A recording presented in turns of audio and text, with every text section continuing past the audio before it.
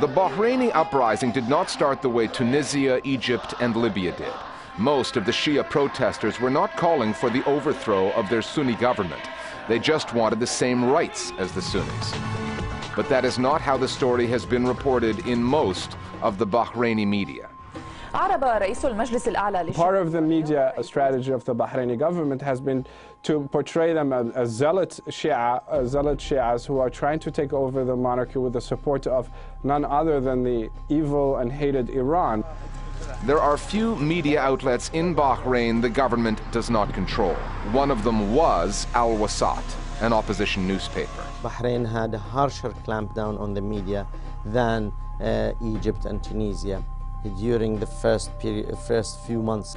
One of the founding investors of Al-Wasat died under torture, Mr. Abdul Karim Fakhrawi. A blogger died under torture, Zakaria Al-Ashiri. We had so many people who reported on events were really taken into custody. We were taken to a police station and interrogated for nearly 6 hours. The police then detained me as well. Al-Wasat was silenced for many months before it could re-emerge and regenerate itself.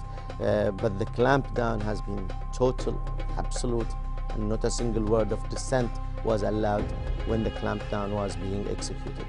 Bahrain is a tiny country, a geopolitical microcosm of the Sunni-Shia divide, and that is reflected in the coverage of satellite news channels like the Saudi-owned Al Arabiya and the Iranian Arabic-language Al Alam. Saudi Arabia is ruled by Sunnis, Iran by Shias. You've got Al Arabiya, which from the outset had been incredibly accusatory towards the protesters, that it was an outright coup.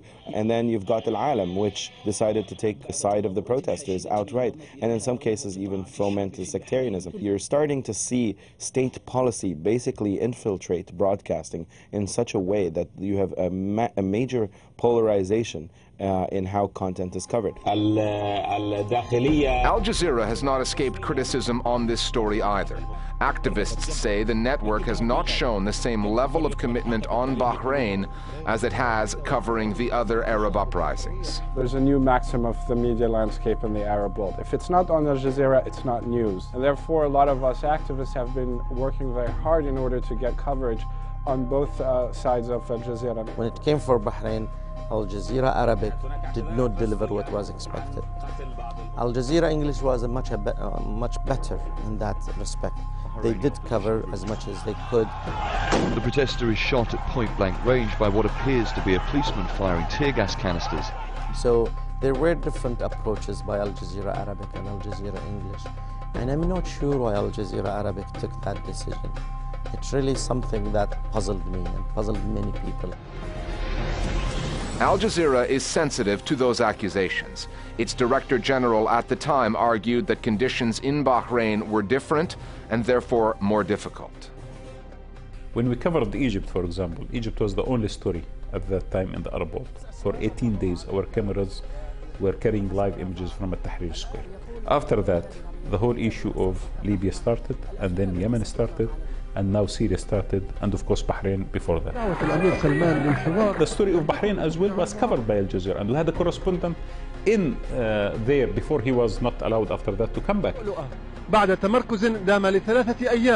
And he was covering the story. The Bahraini story is important, the Syrian story is important, all stories are important, but when you sit in front of the desk, you need to decide the weight of each story and the time allocated to the story based on how relevant the story is and how important the story for your general audience.